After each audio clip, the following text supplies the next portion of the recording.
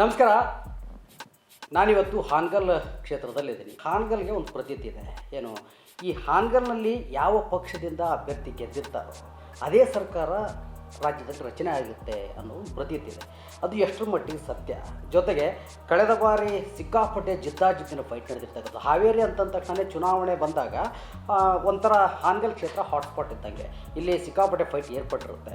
ಆ ಪೈಕಿ ಸಾಕಷ್ಟು ಅಭ್ಯರ್ಥಿಗಳು ಟಿಕೆಟ್ಗಾಗಿ ಫೈಟ್ ಮಾಡಿದವರು ಇರ್ತಾರೆ, ಟಿಕೆಟ್ ಸಿಕ್ಕ ಬಳಿಕ ಫೈಟ್ ಮಾಡಿದವರು ಇರ್ತಾರೆ. ಇದೇ ರೀತಿ ಕಳೆದ ಬಾರಿಯ ಚುನಾವಣೆಯಲ್ಲಿ ಟಿಕೆಟ್ಗಾಗಿ ಫೈಟ್ ಮಾಡಿ ಕೊನೆಯ ಕ್ಷಣದಲ್ಲಿ ಟಿಕೆಟ್ನಿಂದ ವಂಚಿತರಾಗಿರ್ತಕ್ಕಂಥವ್ರು ಇದ್ದಾರೆ ನಮ್ಮ ಜೊತೆಗೆ. ನಾನು ಅವ್ರನ್ನ ಜೊತೆಗೆ ಏನೆಲ್ಲ ಆಯಿತು ಆ ಒಂದು ಸಂದರ್ಭದಲ್ಲಿ, ಯಾಕಂದ್ರೆ ಚುನಾವಣೆ ಸಂದರ್ಭದಲ್ಲಿ ನಾವು ಚುನಾವಣೆ ಸಂಬಂಧಪಟ್ಟ ಹಾಗೆ ಮಾತಾಡಿರ್ತೀವಿ, ಅವ್ರನ್ನ ಮಾತಾಡ್ಸಿರ್ತೀವಿ. ಚುನಾವಣೆ ಆದ ಬಳಿಕ ಈಗ ಅವ್ರ ಜರ್ನಿ ಹೇಗಿದೆ, ಏನು ಮಾಡ್ತಿದ್ದಾರೆ ಕ್ಷೇತ್ರದಲ್ಲಿ, ಅಷ್ಟೊಂದು ಫೈಟ್ ಮಾಡಿ ಕ್ಷೇತ್ರದಲ್ಲಿ ಅವರು ಏನೆಲ್ಲ ಕಾರ್ಯಗಳನ್ನು ಮಾಡ್ತಾರೆ ಅದೆಲ್ಲ ಮಾತಾಡ್ತವೆ. ಕಾರ್ಯಕ್ರಮಕ್ಕೆ ನಾನು ವೆಲ್ಕಮ್ ಮಾಡ್ಕೊತೀನಿ JDS ಪಕ್ಷದ ತಾಲೂಕಾ ಅಧ್ಯಕ್ಷರಾಗಿರ್ತಕ್ಕಂತಹ ರಾಮನಗೌಡ ಪಾಟೀಲ್ ಅವರಿಗೆ. ಸರ್, ಕಾರ್ಯಕ್ರಮಕ್ಕೆ ತಮಗೆಲ್ಲ ಸ್ವಾಗತ. ಸರ್, ನಮಸ್ತೆ. ನಮಸ್ತೆ ಸರ್, ತುಂಬ ಮಾತಾಡಬೇಕಂತ ಇದೆ, ತುಂಬ ಮಾತಾಡೋದು ಇದೆ. ಅದಕ್ಕೆಲ್ಲ ನೀವು ಉತ್ತರವನ್ನು ನೀವೇ ಕೊಡಬೇಕು ಇವತ್ತು. ಜೊತೆಗೆ ಏನಂತಂದರೆ, ರಾಮನಗೌಡ ಪಾಟೀಲ್ ಅಂದರೆ ಯಾರು ಕ್ಷೇತ್ರದಲ್ಲಿ? ಸರ್, ನಾನು ಪ್ರಪ್ರಥಮವಾಗಿ ನನ್ನ ಪರಿಚಯ ಮಾಡ್ಕೊಳ್ಳೋಕ್ಕಿಂತ ಪೂರ್ವದಲ್ಲಿ ನನ್ನ JDS ಪಕ್ಷದ ಹಿರಿಯರಾಗಿರ್ತಕ್ಕಂಥ ಮಾಜಿ ಪ್ರಧಾನಿಗಳ ಪಾದಾರವಿಂದಗಳಿಗೆ ನಮಸ್ಕರಿಸುತ್ತಾ, ನನ್ನ ರಾಜ್ಯದ ಮಾಜಿ ಮುಖ್ಯಮಂತ್ರಿಗಳು, ಕೇಂದ್ರ ಸಚಿವರಾಗಿರ್ತಕ್ಕಂಥ ನನ್ನ ಪಕ್ಷದ ರಾಜ್ಯಾಧ್ಯಕ್ಷರಾಗಿರ್ತಕ್ಕಂಥ ಸನ್ಮಾನ್ಯ HD ಕುಮಾರಸ್ವಾಮಿಯವರ ಪಾದಾರವಿಂದಗಳಿಗೆ ನನ್ನ ಶಿರಸಾಷ್ಟಾಂಗ ನಮಸ್ಕಾರಗಳನ್ನು ಸಲ್ಲಿಸಿ, ನಮ್ಮ ಯುವ ನಾಯಕರಾಗಿದ್ದಂಥ ನಿಖಿಲ್ ಕುಮಾರಸ್ವಾಮಿಯವರು ಹಾಗೂ ನನ್ನ ಜಿಲ್ಲಾಧ್ಯಕ್ಷರನ್ನು ಸ್ಮರಿಸುತ್ತಾ, ನನ್ನ ತಂದೆ ತಾಯಂದಿರನ್ನು ಸ್ಮರಿಸಿ, ನನ್ನ ಸಹೋದರನ, ನನ್ನ ಕುಟುಂಬಸ್ಥರನ್ನು, ನನ್ನ JDS ಪಕ್ಷದ ಸರ್ವ ಸದಸ್ಯ ಕಾರ್ಯಕರ್ತರನ್ನು, ನನ್ನ ಎಲ್ಲ ಪಕ್ಷದ ಪದಾಧಿಕಾರಿಗಳನ್ನು ಸ್ಮರಣೆಯಲ್ಲಿ ತೆಗೆದುಕೊಂಡು, ಸರ್, ನಾನು ರಾಮನಗೌಡ ಬಸನಗೌಡ ಪಾಟೀಲ್ ಅಂಥೇಳಿ, ನಂದು ಹಾನಗಲ್ ತಾಲೂಕು ಹಿರೇಕೌಶಿ ಗ್ರಾಮ ಸರ್. ನಂದು ಕೃಷಿ ಕುಟುಂಬದಿಂದ ಬಂದಿರತಕ್ಕಂಥವ್ರು ಸರ್. ಸರ್, ಮನೆಯಲ್ಲಿ ನಾವು 3 ಮಂದಿ ಬ್ರದರ್ಸು. 3 ಮಂದಿ ಬ್ರದರ್ಸ್ ಅಂದರೆ ನಾವು 2 ಮಂದಿ ಬ್ರದರ್ಸ್ ಇಲ್ಲಿ ಒಂದು ಕಡೆ ಹಿರೇಕೌಶಿಯಲ್ಲಿ ಇದ್ದೀವಿ. ಒಬ್ಬ ಬ್ರದರು ಚಿಕ್ಕುರುತ್ತಿ ಅಂತಕ್ಕಂಥ ಒಂದು ಗ್ರಾಮದಲ್ಲಿ ಇರ್ತಾರೆ. ಅಲ್ಲಿ ಕೂಡ ಕೃಷಿಯನ್ನೇ ಅವಲಂಬಿತವಾಗಿರ್ತಕ್ಕಂಥ ಕುಟುಂಬ ನಮ್ಮದು. ರಾಜಕೀಯಕ್ಕೆ ಬಂದವರು ನೀವು ಒಬ್ಬರೇ ನಿಮ್ಮ ಕುಟುಂಬದಿಂದ? ಹೌದು ಸರ್. ನಮ್ಮ ಅಪ್ಪಾಜಿ ಊರು ಗೌಡ್ರು ಸರ್. ರಾಜಕಾರಣ ಅಂತ ಹೇಳಿದರೆ ಅಪ್ಪಾಜಿ ಊರು ಗೌಡರಾಗಿರೋದ್ರಿಂದ ಪ್ರತಿಯೊಂದು ಊರಿನಲ್ಲಿ ನಡೆದಿರ್ತಕ್ಕಂಥ ಈ ಹಿಂದಿನ ಕಾಲದ ರಾಜಕಾರಣದ ಒಂದು ಎಲ್ಲ ಮಜಲುಗಳು ಕೂಡ ನಮ್ಮನ್ನ ಗಮನಕ್ಕಿದೆ. ಸೊ ಹಾಗಾಗಿ ರಾಜಕಾರಣದಲ್ಲಿ ತುಂಬ ಆಸಕ್ತಿ ಇರೋದರಿಂದ ನಾನು ಸಾರ್ವಜನಿಕ ಸೇವೆ ಮಾಡಬೇಕು ಅಂತಕ್ಕಂಥ ಆಸೆ ಇಟ್ಕೊಂಡು ಬಂದಿರತಕ್ಕಂಥದ್ದು. ತಂದೆಯವರ ಗೌಡ್ರು ಅಂತ ಹೇಳಿದ್ರೆ ಆ ಗೌಡ್ರ ಗತ್ತಿನ ಒಂದು ಆಡಳಿತನೇ ಈಗ ನಿಮ್ಮನ್ನು ಗೌಡ್ರ ಪಕ್ಷಕ್ಕೆ ಹೇಳ್ಕೊಂಡು ಹೋಗ್ತಾ ಹೇಗೆ? ಗೌಡ್ರ ಪಕ್ಷದ ಗತ್ತು ಅನ್ನೋದಕ್ಕಿಂತ ಸರ್, ನಾನು 7ನೇ ಕ್ಲಾಸ್, ನಮ್ಮೂರಲ್ಲಿ 7ನೇ ಕ್ಲಾಸ್ ಇರಲಿಲ್ಲ ಸರ್. ನಮಗೆ ಪಕ್ಕದಲ್ಲಿ ಗೊಂದಿಯಲ್ಲಿ ನಮಗೆ 7ನೇ ಕ್ಲಾಸ್ ಇತ್ತು. ಸೊ ಆವಾಗ ನಾವು 7ನೇ ಕ್ಲಾಸಿಗೆ ಗೊಂದಿಗೆ ಅಡ್ಮಿಷನ್ ಆದಾಗ ಅದೇ ಸಮಯದಲ್ಲಿ ನಮ್ಮ JDS ಪಕ್ಷನೇ ಇತ್ತು ಸರ್ ಸರ್ಕಾರದಲ್ಲಿ. ಅವಾಗ ಸನ್ಮಾನ್ಯ ಅಬ್ದುಲ್ ನಜೀರ್ ಸಾಹೇಬರು ನೀರಾವರಿ ಮಂತ್ರಿ ಆಗಿದ್ದರು. ಅವಾಗ ಆ ಸಮಯದಲ್ಲೇ ಸರ್ ಮನೆ ಮನೆಗೆ ನಲ್ಲಿ ಕೊಡ್ತಕ್ಕಂಥ, ಊರಿಗೆ ನಲ್ಲಿ ಕೊಡ್ತಕ್ಕಂಥ ಕಾರ್ಯಕ್ರಮ ಇತ್ತು. ಅವಾಗ ಆ ಗೋಂದಿ ಗ್ರಾಮಕ್ಕೆ ನಲ್ಲಿ ನೀರಿನ ಉದ್ಘಾಟನೆಗೆ ಸನ್ಮಾನ್ಯ ನಮ್ಮ HD ದೇವೇಗೌಡ ಸಾಹೇಬರು, ಅಬ್ದುಲ್ ನಜೀರ್ ಸಾಹೇಬರು ಆ ಕಾರ್ಯಕ್ರಮಕ್ಕೆ ಬಂದಿದ್ದರು ಸರ್. ಸರ್, ನಾನು 7th ಕ್ಲಾಸ್ ಅಂದರೆ ಇಸ್ವಿ ನೆನಪಿಲ್ಲ ಸರ್ ನನಗೆ. ಒಂದು 20-25 ವರ್ಷದ ಕೆಳಗಡೆ ಸರ್, 20-25 ವರ್ಷದ ಕೆಳಗಡೆ ಆವಾಗ ಸರ್. ಆವಾಗ ನಾನು 7ನೇ ಕ್ಲಾಸಲ್ಲಿ ನಾ ಸ್ಕೂಲ್ಗೆ GS ಸರ್. GS ಇದ್ದಾಗ ಆ ನಲ್ಲಿ ಉದ್ಘಾಟನೆಗೆ ನಜೀರ್ ಸಾಹೇಬ್ರನ್ನು ವೆಲ್ಕಮ್ ಮಾಡ್ಕೊಳ್ತಕ್ಕಂಥ ಒಂದು ಕೆಲಸ, ಅಂದರೆ ಆ ಪ್ರೈಮರಿ ಸ್ಕೂಲ್ ಗ್ರೌಂಡಲ್ಲೇ ಆ ಒಂದು ನಲ್ಲಿ ಉದ್ಘಾಟನೆ ಇತ್ತು ಸರ್. ಸೊ ಹಾಗಾಗಿ ಕನ್ನಡ ಶಾಲೆಯ ಮಕ್ಕಳನ್ನೇ ಪ್ರಿಫರ್ ಮಾಡಿ ಆ ಸ್ಕೂಲಿನ GS ಕಡೆಯಿಂದನೇ ಅಬ್ದುಲ್ ನಜೀರ್ ಸಾಹೇಬರಿಗೆ ಮಾಲಾರ್ಪಣೆ ಅಂತಕ್ಕಂಥದ್ದನ್ನು ಆ ಸಮಯದಲ್ಲಿ ಮಾಡಿದರು ಸರ್. ಆ ಸಮಯದಲ್ಲಿ ಅವರಿಗೆ ನಾನು ಮಾಲಾರ್ಪಣೆ ಮಾಡೋ ಸಮಯದಲ್ಲಿ ಅಬ್ದುಲ್ ನಜೀರ್ ಸಾಹೇಬರು ಮಾಲಿ ನನ್ನ ಕೊಳ್ಳಿಗೆ ಹಾಕಿ, ನಲ್ಲಿ ನೀನೇ ಉದ್ಘಾಟನೆ ಮಾಡಪ್ಪ ಅಂತೇಳಿ ಅವ್ರು ನನ್ನ ಕಡೆಯಿಂದ ಉದ್ಘಾಟನೆ ಮಾಡಿಸಿದರು. ಆವಾಗ ನನಗೆ JDS ಪಕ್ಷದಲ್ಲಿರ್ತಕ್ಕಂಥ ಒಬ್ಬ ಧೀಮಂತ ನಾಯಕರು ಅಬ್ದುಲ್ ನಜೀರ್ ಸಾಹೇಬರು, ಆಮೇಲೆ ಸನ್ಮಾನ್ಯ HD ದೇವೇಗೌಡರು ಸಾಹೇಬರು, ಈ ನನ್ನ ವಯಸ್ಸಲ್ಲಿ ನನಗೆ ಇಷ್ಟೊಂದು ಸ್ಫೂರ್ತಿ ತುಂಬಿದ್ರಲ್ಲ ಅಂತಕ್ಕಂಥ ಒಂದು ಕಿಚ್ಚು, ರಾಜಕಾರಣದ ಕಿಚ್ಚು ಅವತ್ತೇ ಹತ್ತು ಸರ್. ಆಮೇಲೆ ಅಪ್ಪಾಜಿಯವ್ರದ್ದೊಂದು ಗೌಡಿಕೆ ಇರತಕ್ಕಂಥ ಒಂದು ವ್ಯವಸ್ಥೆ ಕೂಡ ಆ ರಾಜಕಾರಣಕ್ಕೆ ಸಂಬಂಧಪಟ್ಟಿರ್ತಕ್ಕಂಥ ಒಂದು ತುಲನೆಯಲ್ಲಿತ್ತು.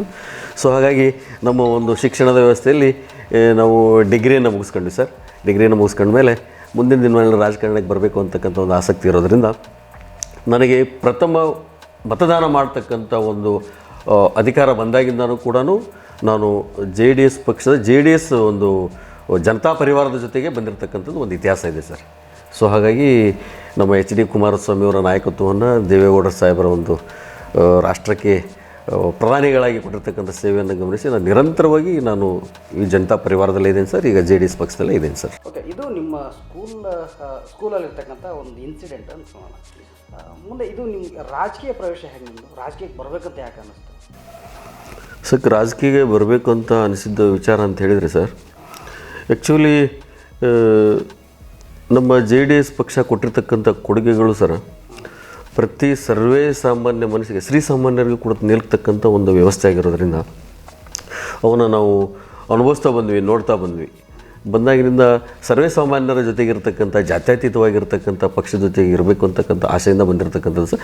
ಮುಖ್ಯ ಸ್ಫೂರ್ತಿ ಸರ್ ನನಗೆ 7ನೇ ಕ್ಲಾಸಲ್ಲಿ ಆಗಿರ್ತಕ್ಕಂಥ ಸ್ಫೂರ್ತಿ ಸರ್. ಸೊ ಹಾಗಾಗಿ ಓಕೆ, ಈಗ ನೀವು ಸ್ಟೆಪ್ ಹೇಗಿತ್ತು ಅಂದರೆ ಯಾವ ವರ್ಷ ನೀವು ರಾಜಕೀಯಕ್ಕೆ ಪ್ರವೇಶ ಮಾಡಿದ್ದು? ಅಂದರೆ ಹೋರಾಟಗಳನ್ನು ಮಾಡ್ತಾ ಬಂದಿರೋದಾ, ಅಥವಾ ಡೈರೆಕ್ಟಾಗಿ ಈ ಒಂದು ಯಾವುದೋ ಚುನಾವಣೆ ಬಂತು ಅಂತ ಅದಕ್ಕೆ ಟಿಕೆಟ್ ಆಕಾಂಕ್ಷೆಯಾಗಿ ಆ ಥರ ಹಿಂಗೆ ಬಂದಿರೋದು? ಹೇಗೆ ನಿಮ್ಮ ಜರ್ನಿ ಹೆಂಗೆ? ಇಲ್ಲ ಸರ್, 2004-05ರಿಂದನೇ ನಾನು ಪ್ರಾರಂಭ ಮಾಡಿದ್ದೀನಿ ಸರ್.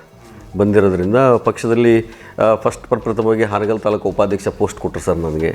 ನೆಕ್ಸ್ಟು ನನಗೆ ಹಾವೇರಿ ಜಿಲ್ಲೆಯ ಜಿಲ್ಲಾ ಯುವ ಘಟಕದ ಅಧ್ಯಕ್ಷನನ್ನಾಗಿ ಮಾಡಿದರು ಸರ್.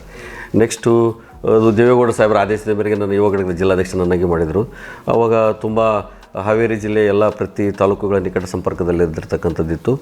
ಆದರೆ ನಾನು 2018ರ ಚುನಾವಣೆಯಲ್ಲಿ ಕೂಡ ನಾನು ಆಸ್ಪಿರೆಂಟ್ ಇದ್ದೆ ಸರ್. ಆ ಚಿಕ್ಕ ವಯಸ್ಸಲ್ಲಿ ನಾನು ಮಾಡಬೇಕಂತ ಆಸೆ ಇತ್ತು. ಆದರೆ ಆ ಸಮಯದಲ್ಲಿ ಸನ್ಮಾನ್ಯ ಅಟ್ಟಿಕಾ ಗೋಲ್ಡ್ ಕಂಪನಿಯ ಮಾಲೀಕರಾಗಿರ್ತಕ್ಕಂಥ ಬಾಬು ಅವರನ್ನು ತೆಗೆದುಕೊಂಡು ಮುಂದೆ ಕ್ಯಾಂಡಿಡೇಟ್ ಮಾಡಿದರು. ಆವಾಗ ಕೂಡ ನಮ್ಮ ಪಕ್ಷ ಆದೇಶ ಮಾಡಿರ್ತಕ್ಕಂಥ ವ್ಯವಸ್ಥೆಗಳನ್ನು ಗೌರವಿಸಿ ಅವರ ಚುನಾವಣೆಯಲ್ಲಿ ನಾವು ತೊಡಗಿದ್ವಿ ಸರ್. ಆದರೆ ಅವರು ಅರ್ಧಕ್ಕೆ ಕ್ಷೇತ್ರವನ್ನು ಬಿಟ್ಟು ಹೋಗಿರ್ತಕ್ಕಂಥದ್ದು ನಮಗೆ ಒಂದು ಸ್ವಲ್ಪ ಪಕ್ಷದ ಸಂಘಟನೆಗೆ ಹಿನ್ನಡೆ ಆಯಿತು. ನೆಕ್ಸ್ಟು ಮಧ್ಯಂತರ ಚುನಾವಣೆ ಬಂತು ಸರ್. ಸನ್ಮಾನ್ಯ ನಮ್ಮ ತಾಲೂಕಿನ ಹಿರಿಯರಾಗಿರ್ತಕ್ಕಂಥ ಸನ್ಮಾನ್ಯ ಉದಾಸಿ ಸಾಹೇಬರ ಅಸ್ತಂಗತದ ನಂತರ ಒಂದು ಮಧ್ಯಂತರ ಚುನಾವಣೆ ಬಂತು. ಆ ಚುನಾವಣೆ ಬಂದಾಗ ಕೂಡ ಬೇರೆಯೊಬ್ಬರಿಗೆ ಟಿಕೆಟನ್ನು ಕೊಟ್ಟರು. ಆವಾಗೂ ಕೂಡ ನಾವು ಹೈಕಮಾಂಡ್ ಆದೇಶವನ್ನು ಪಾಲನೆ ಮಾಡಿ ಚುನಾವಣೆಯನ್ನು ಮಾಡಿದ್ವಿ. ಅದರ ನಂತರ ನಾನು 2023ರ ಚುನಾವಣೆಗೆ ಸುಮಾರು 4 ವರ್ಷ ತಯಾರಿ ಮಾಡಿದೆ ಸರ್. ನಾನು ಮಾಡಿ ನಿಕಟ ಸಂಪರ್ಕ ತಾಲೂಕಿನಲ್ಲಿ ಪ್ರತಿಯೊಬ್ಬ ಸರ್ವೇ ಸಾಮಾನ್ಯರ ಜೊತೆಗೆ ಸಂಪರ್ಕವನ್ನು ಸಾಧಿಸಿ ರೈತರ, ಪ್ರತಿಯೊಂದು ಕೂಲಿ ಕಾರ್ಮಿಕರ, ದೀನದಲಿತರ, ಬಡವರ, ಬಂಧು ವರ್ಗರ, ಅಲ್ಪಸಂಖ್ಯಾತರ ಜೊತೆಗಿದ್ದಿರ್ತಕ್ಕಂಥದ್ದು ಒಂದು ನನ್ನ ಗೌರವದ ಪ್ರಶ್ನೆ ಸರ್. ಆವಾಗಿದ್ದು ಪಕ್ಷ ಸಂಘಟನೆ ಮಾಡಿದ್ವಿ ಸರ್. ಪಕ್ಷ ಕೊಟ್ಟಿರ್ತಕ್ಕಂಥ ಎಲ್ಲ ಜವಾಬ್ದಾರಿಗಳನ್ನು ನಿರ್ವಹಿಸಿದ್ವಿ. ಆವಾಗ ಕೂಡ 2023ಕ್ಕೆ ನನ್ನ ಟಿಕೆಟು ಕುಮಾರಣ್ಣವರು ಫೈನಲ್ ಮಾಡಿದರು ಸರ್. ಆದರೆ ಕೊನೆಯ ಹಂತದಲ್ಲಿ ಸನ್ಮಾನ್ಯ CM ಇಬ್ರಾಹಿಂ ಸಾಹೇಬರು ನಮ್ಮ ಪಕ್ಷದ ರಾಜ್ಯಾಧ್ಯಕ್ಷರಾಗಿ ಬಂದಾಗ ಅವರು ನಮ್ಮ ತಾಲೂಕಿನ ಹಿರಿಯರು, ಮಾಜಿ ಮಂತ್ರಿಗಳಾಗಿರ್ತಕ್ಕಂಥ ಸನ್ಮಾನ್ಯ ಮನೋಹರ್ ತಹಸೀಲ್ದಾರ್ ಸಾಹೇಬರನ್ನು ಗೌರವಿಸಿ ಅವರಿಗೆ ಹಾನಗಲ್ ತಾಲೂಕಿನ ಟಿಕೆಟ್ ಕೊಡ್ತೀವಿ ಅಂತಕ್ಕಂಥ ಒಂದು ವಿಚಾರಧಾರೆಯನ್ನು ಮುಂದಿಟ್ಟಾಗ ಸನ್ಮಾನ್ಯ HD ಕುಮಾರಸ್ವಾಮಿಯವರು ನಮ್ಮನ್ನು ಕರೆದು ನಮ್ಮನ್ನು ಕನ್ವೀನಿಯನ್ಸ್ ಮಾಡಿ ಹಿರಿಯರ ಜೊತೆಗೆ ಇದೊಂದು ಸರಿ ರಾಜಕಾರಣ ಮಾಡಿರಿ, ಅವರಿಗೆ ಸಪೋರ್ಟ್ ಮಾಡಿರಿ ಅಂತಕ್ಕಂಥ ಸಂದೇಶವನ್ನು ಕೊಟ್ಟಿರೋದ್ರಿಂದ ಅವ್ರನ್ನ ಕರೆದುಕೊಂಡು 2023 ಚುನಾವಣೆಯನ್ನು ಸರ್ ಅಭೂತಪೂರ್ವವಾಗಿ ನಾವು ಮಾಡಿದ್ವಿ ಸರ್. ಇಲ್ಲ, ನಿಮಗೆ 18ರಲ್ಲೇ ಟಿಕೆಟ್ಗೆ ಫೈಟ್ ಮಾಡಿರ್ತೀರಿ, ಅದು ಅನಿವಾರ್ಯ ಕಾರಣದಿಂದ ಬೇರೆ ಪಾಲಾಗುತ್ತೆ. ಅದನ್ನು ಹೈಕಮಾಂಡ್, ನಿಮ್ಮ ಹೈಕಮಾಂಡ್ ಏನು ಹೇಳುತ್ತೋ ಅದನ್ನು ಒಪ್ಕೋತೀರಿ. ಜೊತೆಗೆ 23 ಚುನಾವಣೆಯಲ್ಲೂ ಕೂಡ ಹಾಗೆ ಆಗುತ್ತೆ ನಿಮಗೆ. ಈಗ ಟಿಕೆಟ್ ಯಾರಿಗೆ ಕೊಡುತ್ತೋ ಪಕ್ಷ ಅದು ಬೇರೆ ಪ್ರಶ್ನೆ. ಯಾಕಂದರೆ ಎಲ್ಲೋ ಇದ್ದವ್ರನ್ನ ತಂದು ನೀವು ಒಂದೊಂದು ಸರಿ ಟಿಕೆಟ್ ತಂದು ಕೊಟ್ಬಿಡುತ್ತೆ. ಆದರೆ ಇಲ್ಲೇ ಇದ್ದು ನೀವು ಪಕ್ಷ ಕಟ್ಟಿದವರು, ಸಂಘಟನೆ ಮಾಡಿದವರು, ದಿನಂಪ್ರತಿ ಓಡಾಡಿದವರು, ಕ್ಷೇತ್ರದಲ್ಲಿ ಓಡಾಡಿದವರು, ಜನರ ಜೊತೆಗೆ ಸಂಪರ್ಕದಲ್ಲಿದ್ದವರು, ಅವ್ರ ಕತೆ ಹೆಂಗೆ? ಈಗ ಪಕ್ಷ ಹೈಕಮಾಂಡ್ ನಿರ್ಧಾರ ಏನು ತಗೊಳುತ್ತೋ ಅದನ್ನು ನಾವು ಮಾಡ್ತೀವಿ ಅಂತಿಲ್ಲ. ಬಟ್ ಈಗ ಒಂದೊಂದು ಪಿರಿಯಡ್ ಹಿಂಗಾದಾಗ ಅದನ್ನು ಹೇಗೆ ಅರ್ಗಿಸ್ಕೊತೀವಿ?